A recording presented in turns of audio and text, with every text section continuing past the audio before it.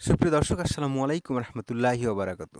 সুপ্রিয় দর্শক, আজকে যে বিষয়টি নিয়ে কথা বলতে চাই, বিষয়টি হলো যে আগে যে আমরা কেমন ছিলাম, এখন কেমন আছি। অর্থাৎ এটার মূল হেডলাইন যদি বলতে পারেন এইভাবে আর কি, যেই লাউ সেই কদু। কোথাও কোথাও যেই লাউ সেই কদু না হয়ে কোথাও কোথাও যেই লাউ সেই হাতি হয়ে গেছে। কেমনে, কিভাবে? আপনারা দৃশ্যমান সব কিছু দেখতে পাচ্ছেন। দৃশ্যমান যখন আপনারা সব কিছু দেখতে পাচ্ছেন, তখন আমার আর কি বলার থাকে? তবুও দু একটা কথা বলতে হয়। মানুষ যে বলছে আগেই ভালো ছিলাম, এই আগেই ভালো ছিলাম তার মানে এই নয় তার আগের সরকারকে ফিরিয়ে নিয়ে আসতে চায়, কিংবা আগের সরকারের আমলটা তারা চায়, তারা এই সরকারকে সফল দেখতে চায়। কিন্তু বাস্তবতা হচ্ছে যে আগে কি কেমন ছিল দেশ আর এখন কেমন হয়েছে, সম্পূর্ণ 180 ডিগ্রি ঘুরে গিয়েছে।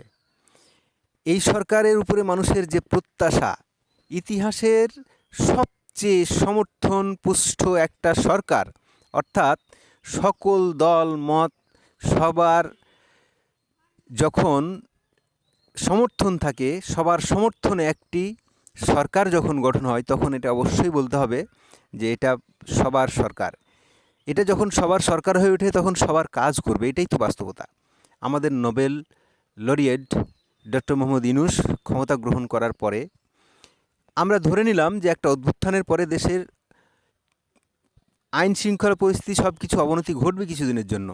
কিন্তু যেভাবে একের পর এক সব কিছু যখন তছনছ হতে থাকলো, সরকারের পৃষ্ঠপোষকতায় যখন ছাত্ররা মব ভায়োলেন্স করা শুরু করলো, যখন তৌহিদি জনতার ব্যানারে সব কিছু যখন উলটপালট করতে থাকলো, এই তৌহিদি জনতা এরাই হলো ডেভিল, অথচ আপনারা ডেভিল হান্ট নামে আপনারা করছেন বিরোধী দলমতকে হান্ট। যারা নির্দোষ কিছু মানুষ আছে তাদেরকেও ধরছেন, যারা দোষী মানুষ তাদেরকেও ধরছেন।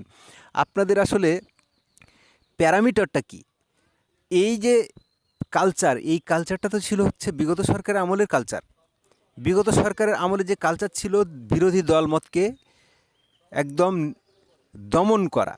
তো বিরোধী দলমতকে দমন করার সংস্কৃতি থেকে, দমন করার যে প্রবণতা থেকে, এ থেকে কি আমরা বের হতে পারলাম? পারলাম না।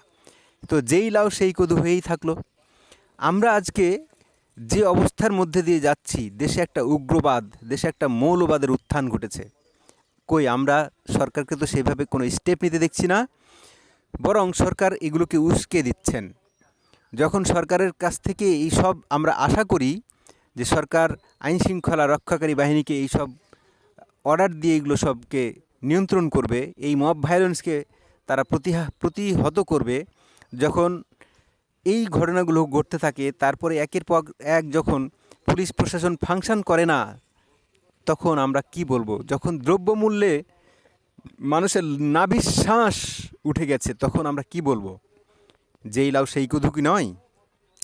আমরা বিগত সরকার আমলে বাক স্বাধীনতা ফিরে পাই নাই।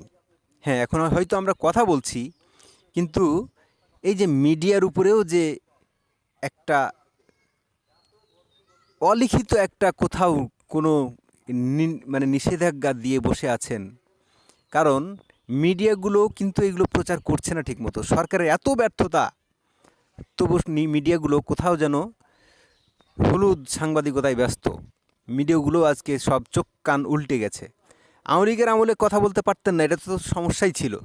তাহলে আপনারা এই সরকারের আমলে এসে আপনারা সেই কথাগুলো বলেন, যেগুলো ব্যর্থতা সেগুলো তো বলতে হবে। ব্যর্থতা যদি স্বীকার না করেন, আর ব্যর্থতা যদি আপনি কাউকে বলতে না দেন, তাহলে তো এটাকে স্বাধীনতা বলে না, এটাকে বাক স্বাধীনতাও বলে না, এটাকে গণতন্ত্রও বলে না। আমরা তাহলে কোথায় আছি? আগে কেমন ছিলাম, এখন কেমন আছি? আবারও বলছি, আমরা যে ধরে এনে বসে আগের প্রশাসন, আগের ক্ষমতা, আগের দিতে চাই, এমনটা দেশের মানুষ আশা করে না। আশা করে এই দেশে যে সরকারই আসুক আমাদের জন্য ভালো কাজ করুক, আমাদেরকে জানমাল নিরাপত্তা দিক, আমাদেরকে কথা বলার স্বাধীনতা দিক, আমাদের কামাই রোজগার ইনকাম চাকরির নিশ্চয়তা দিক।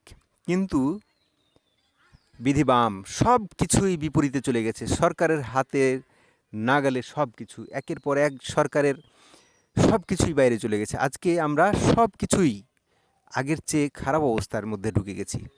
আমরা কি চেয়েছিলাম আর কি পেলাম, যেই লাউ সেই কদুই অবস্থা।